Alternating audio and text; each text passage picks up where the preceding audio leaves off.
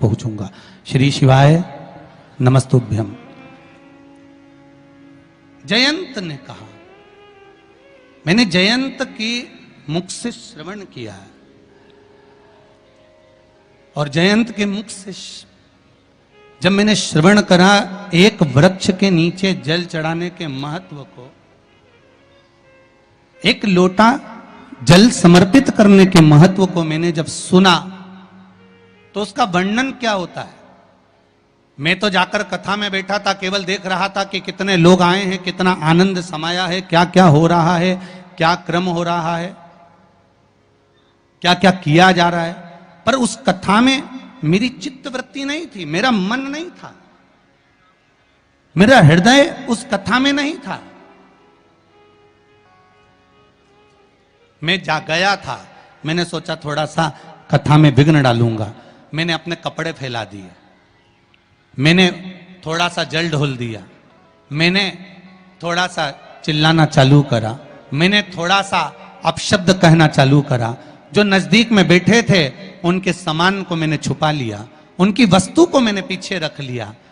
तो यहां रोचन कर रहे हैं कि मेरी जो सर्प योनि हुई है वो सर्प योनि पाने का केवल एक कारण है कि मैंने उस कथा में केवल विघ्न उत्पन्न करा।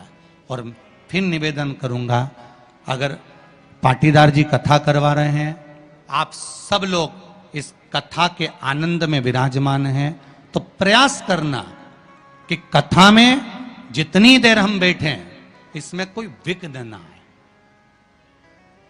हम भगवान का नाम लेकर स्मरण कर कर, भक्ति को धारण कर कर, भगवान के भजन को धारण कर कर अपनी चित्त वृत्ति में उतारें और प्रयास करें कि उसमें कोई विघ्न उत्पन्न ना हो,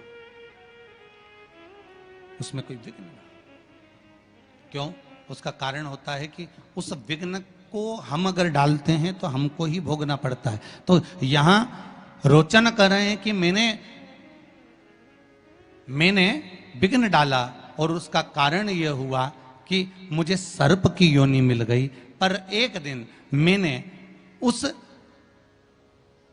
जयंत ब्राह्मण के मुख से श्रवण कर लिया था कि बैसाख महीने में अगर शिवरात्रि पड़े और उस शिवरात्रि पर एक कलश का पात्र, लोटा तांबे का या मिट्टी में रखा हुआ जल पात्र में लेकर एक बेलपत्र का छोटा सा भाग उसमें छुआया हुआ, और फिर निवेदन कर रहा हूं अगर बेलपत्र उस दिन नहीं मिले तो पात्र लेकर चले जाना मंदिर में।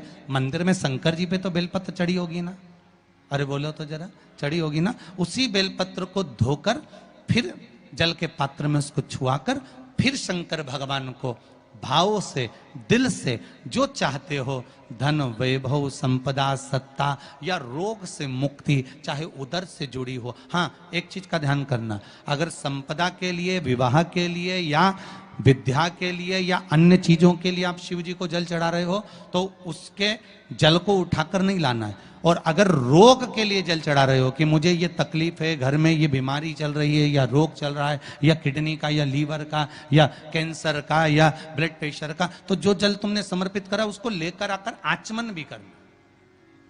कौन से दिन? जम के बोलो जरा। शिवरात्रि 29 तारीख को, यही महीने में जल समर्पित करना। जैसे इस पत्र में आया है, देखिए जरा,